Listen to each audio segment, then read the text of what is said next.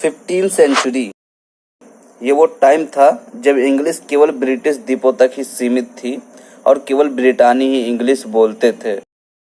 लेकिन आज के टाइम इंग्लिश सारे दुनिया के अंदर फैल चुकी है। अगर हम बात करें नेटिव स्पीकर की तो सबसे ज्यादा मैंडरिन चाइनीज 918 मिलियन के साथ नंबर 1 पर आ जाता है। उसके बाद 416 मिलियन के साथ स्पेनिश दूसरे नंबर पर आ जाता है और फिर तीसरे नंबर पर इंग्लिश आता है। लेकिन अगर हम यही टोटल स्पीकर की बात करें तो इंग्लिश 1.1 बिलियन के साथ नंबर 1 पर आ जाता है और दूसरे पर मैंडरिन चाइनीज और तीसरे पर हिंदी आ जाता है। लेकिन अब सवाल आता है कि आखिर इंग्लिश ही क्यों? हिंदी भी हो सकता था, फ्रेंच भी हो सकता था, मैंडरिन चाइनीज भी हो सकता था, बल्कि वो तो नेटिव स्पीकर के मामले में नंबर 1 पर है। तो आखिर इंग्लिश ही क्यों? आइए इन्हीं रीजन को समझने की कोशिश करते हैं और ये समझते हैं कि आखिर वो कौन से फैक्टर थे जिसकी वजह से इंग्लिश इतना ज्यादा पावरफुल भी बन गया और इतना ज्यादा पॉपुलर हो चुका है।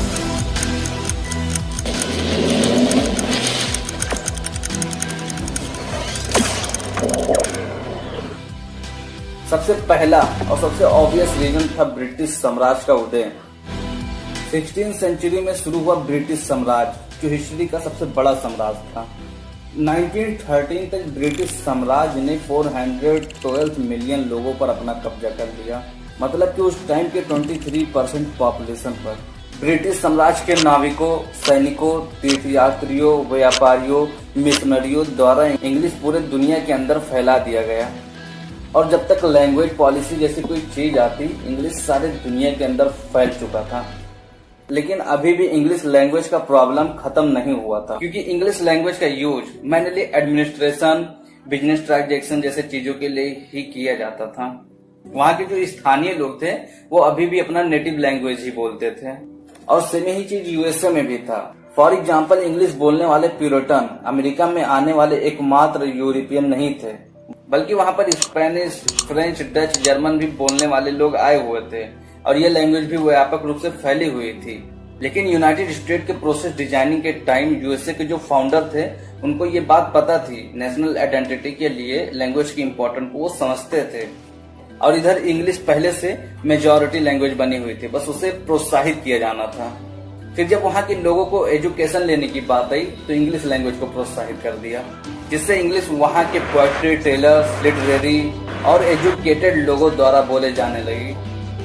लेकिन अभी भी फ्रेंच लैंग्वेज वहाँ पे फैली हुई थी, वो अभी भी इंग्लिश को थोड़ा सा कंपटीशन दे रही थी।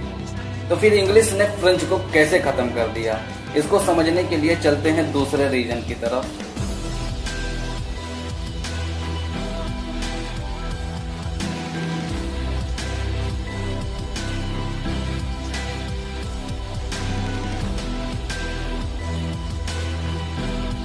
पहले तो वर्ल्ड वार के बाद दुनिया बिल्कुल से चेंज हो रही थी और इधर यूएसए का बिजनेस ट्रेड पूरे वर्ल्ड में फैलने लगा, जैसे पहले ब्रिटिश साम्राज्य का फैला हुआ था और इन सब चीजों के लिए इंग्लिश लैंग्वेज का यूज होने लगा।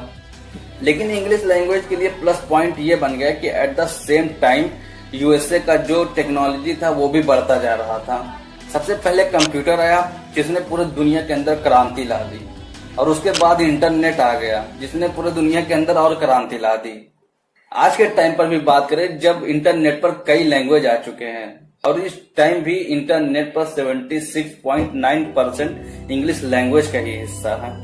अब इधर ये सब चल रहा था, उधर America at the same time अपने मूवीज और म्यूजिक के जरिए अपने कल्चर को लोगों में एक्सपोर्ट कर रहा था, वो लोगों में अपनी जगह बना रहा था। जिससे हुआ क्या, जो इंग्लिश लैंग्वेज था वो लोगों के बिजनेस ट्रेड के अलावा इंटरटेनमेंट का भी लैंग्वेज बन गया।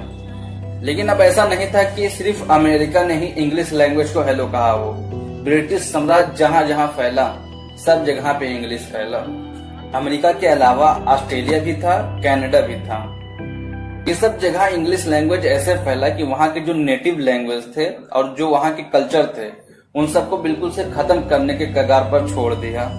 और कुछ जगहों में जैसे कि अफ्रीका और एशिया जैसे जगहों पर वहाँ का नेटिव लैंग्वेज तो नहीं बन पाया, लेकिन वहाँ के बिजनेस, ट्रेडिंग, एडमिनिस्ट्रेशन और एजुकेशन का लैंग्वेज जरूर बन गया। स्कूल में, इंटरनेट में, ट्रेड में सब जगह पे फैली हुई थी और इससे बचना लोगों के लिए मुश्किल हो चुका था। इंग्लिश एक तरीके से लोगों के लिए जरूरत बन गई।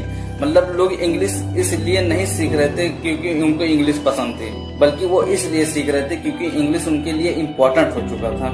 अगर आज किसी को कोई अच्छी जॉब चाहिए तो लगभग उसको इंग्लिश लैंग्वेज आना ही चाहिए, और इसी वजह से इंग्लिश आज के टाइम पर इतना ज्यादा पॉपुलर हो चुका है और इतना ज्यादा पावरफुल लैंग्वेज बन चुका है। तो दोस्तों, अगर मेरा ये वीडियो आपको पसंद है तो इसे लाइक, शेयर और सब्सक्राइब जरूर करिए।